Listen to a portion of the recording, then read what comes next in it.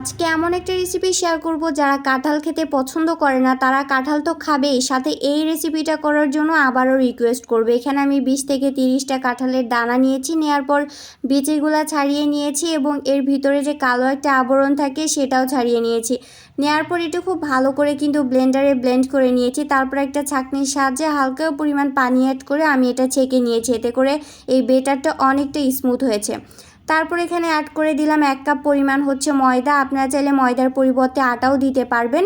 তারপর এখানে অ্যাড করে দিলাম হচ্ছে 1/2 কাপ পরিমাণ সুজি, তারপর দিয়ে দিলাম 1/3 কাপ পরিমাণ চিনি, তারপর অ্যাড করে দিয়েছি 1 চামচ পরিমাণ কর্নফ্লাওয়ার এবং 1 চামচ পরিমাণ হচ্ছে বেকিং পাউডার এবং সামান্য পরিমাণ সাদা তিল। এই পর্যায়ে কিন্তু একটু একটু করে পানি দিয়ে আমি বেটারটা হাত দিয়ে খুব ভালো করে হচ্ছে মেখে নিয়েছি। আপনারা চাইলে পানির পরিবর্তে এখানে লিকুইড মিল্কও অ্যাড করে দিতে পারেন, এতে করে এই পিঠার টেস্ট অনেকটা ভালো আসে। সো মেখে নেওয়ার পর এটা 10 মিনিট আমি রেস্টে রেখেছিলাম। অন্যদিকে একটা চুলাতে হাঁড়ি বসিয়ে দিয়ে পরিমাণ মতো তেল দিয়ে তেলটা গরম হয়ে আসলে এটা আমি বড়ার আকারে দিয়ে দিলাম।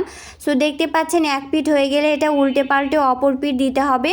এই পর্যায়ে চুলার আঁচটা খুব বেশি বাড়িয়ে দেওয়া যাবে না, এতে করে পিঠাগুলা বা বড়াগুলা পুড়ে যাবে। সো আমি এক ব্যাচ হয়ে গেলে এইভাবে 2 ব্যাচে আমি বড়াগুলা ভেজে নিয়েছি। আপনারা সেম প্রসেসে কিন্তু আমের বেটার দিয়েও এই পিঠাটা তৈরি করে নিতে পারবেন। অবশ্যই একবার ট্রাই করে দেখবেন, ইনশাল্লাহ আপনাদের ভালো লাগবে। যারা কাঁঠাল খেতে চায় না তারা তো কাঁঠাল খাবে এবং আপনাকে আবারও রিকোয়েস্ট করবে। ভিডিওটা ভালো লাগলে অবশ্যই শেয়ার করে দিবেন, লাইক করবেন, শেয়ার করবেন আর কমেন্ট করবেন। আপনাদের একটা লাইক বা কমেন্ট আমাকে নতুন ভিডিও করার জন্য ইন্সপায়ার করে। সো অবশ্যই আমার ইউটিউব চ্যানেল বিচিত্রা রান্নাঘর একটা সাবস্ক্রাইব করে আসবেন এবং পাশে থাকা বেল বাটনটা অন করে রাখবেন। আর যারা আমার ফেসবুক পেজটা এখনও ফলো করেনি প্লিজ আমার ফেসবুক পেজটা একটু ফলো দিয়ে আসবেন। আবারও দেখা হবে নতুন কোনো রেসিপি নিয়ে, সেই পর্যন্ত সবাই ভালো থাকবেন। আল্লাহ হাফেজ।